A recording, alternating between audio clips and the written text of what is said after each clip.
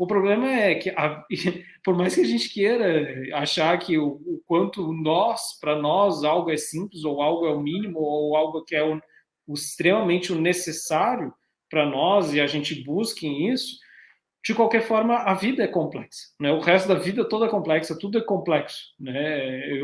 Se a gente quiser ver complexidade, a gente vai ver complexidade. Se a gente quiser ver simplicidade, também a gente vai ver, né? Então, sendo como um ponto de vista, é só uma tentativa de ver e tentar construir um mundo desprendido, né, dessas prisões, sejam mentais, sejam físicas. A gente nunca vai conseguir se desprender de fato dessa simplicidade. Né? Que, por exemplo, né, só ter a consciência do seu próprio pensamento e pensar que está pensando e pensar sobre o próprio ato de pensar e o que nos leva a fazer isso, a notar que estamos pensando, já é complexo, né? E isso é ter consciência, já pensar sobre pensar e assim sucessivamente, por exemplo, que o ato de consciência já complexifica a nossa vida ao extremo e a gente já saiu de tentar, ou da possibilidade de tentar alcançar essa experiência única, plena do existir, desvencilhada, né, de qualquer coisa, de qualquer outro aspecto ou dimensão que possa nos prender. Né? Pronto, a gente já saiu de nós mesmos, a gente já está em outra dimensão, nos olhando de fora. Isso já é uma complexidade num nível extremo, né? E a gente não conseguiria, né? Seria eternamente presos a isso. Por isso que também faz sentido essas religiões que buscam uma simplicidade a tentar alcançar esse sentido da presença, do estar aqui agora.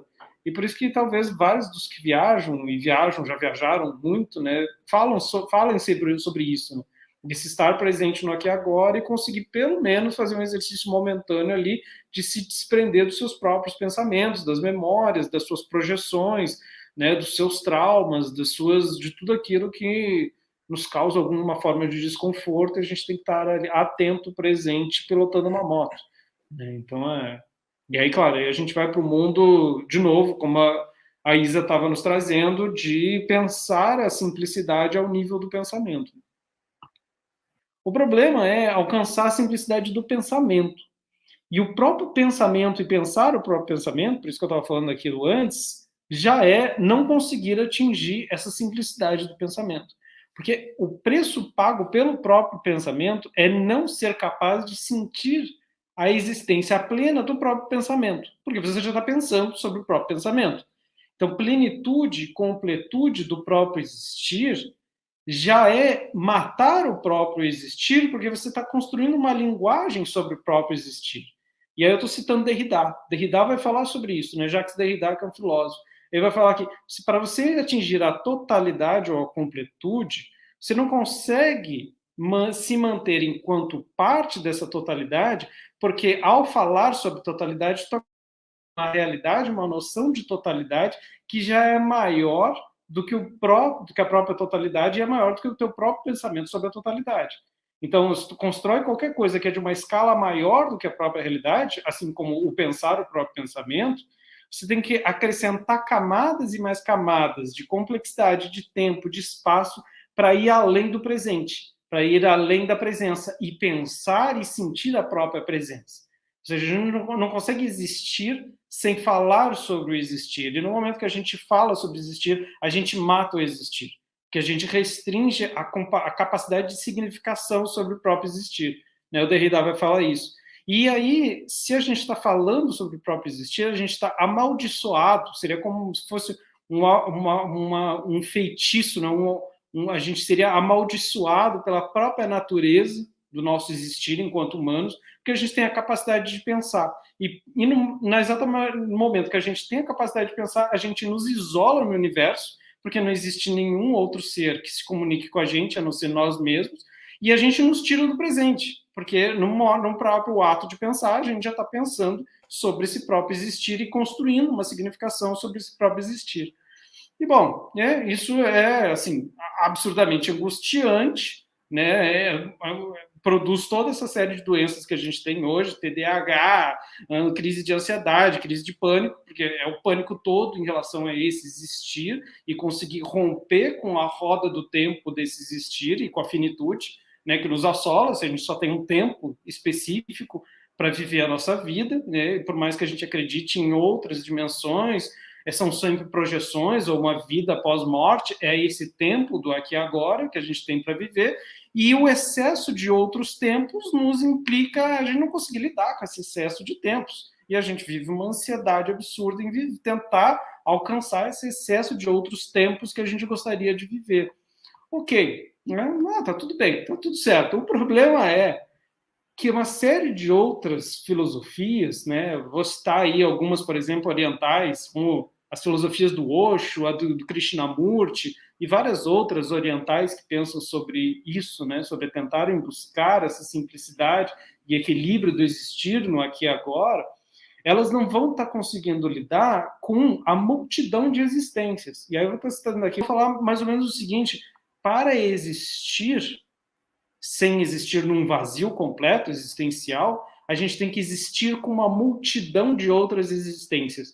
Como, por exemplo, não só as existências humanas, mas as não humanas, os objetos, os outros seres, animais, vegetais, sejam quais forem. No momento que a gente vive em relação direta com essa multidão, a gente tem que estar atento e afetado por toda essa outra vida que se transforma e nos transforma. A gente precisa se transformar a cada relação com cada objeto novo, a cada existência nova que a gente se relaciona. Então, a gente tem que agir quando qualquer coisa age em relação a gente, quando qualquer coisa existe em relação a gente. E a gente, ao ter que se relacionar, a gente tem que ter um tempo transcorrido com essa coisa, para ter uma relação, para manter alguma coisa, para limpar alguma coisa, para simplesmente reagir a alguma coisa que está nos existindo. E aí limpar a nossa existência de outras existências, de outros objetos, seria uma forma de resolver isso.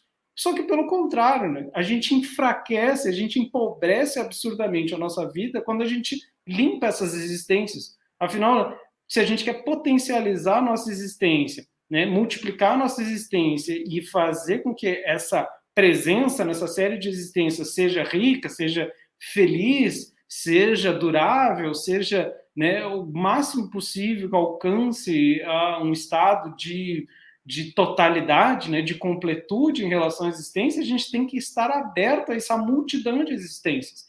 Né? E por isso que essa série de filosofias atuais, né, que vai chamar virada ontológica, vai propor a gente se virar de volta às ontologias das coisas, as coisas tal como elas nos apresentam e da potencialidade infinita e inumerável de coisas que as coisas podem fazer, ou seja, de coisas que podem nos atingir, né, de outros seres que podem nos atingir, a gente conseguir se relacionar, né, e estar aberto à relação com essa infinidade e com essa complexidade de outras coisas, né?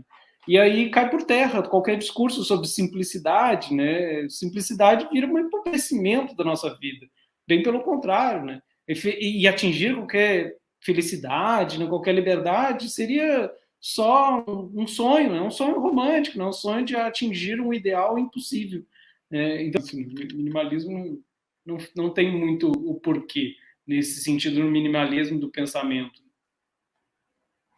Ou não.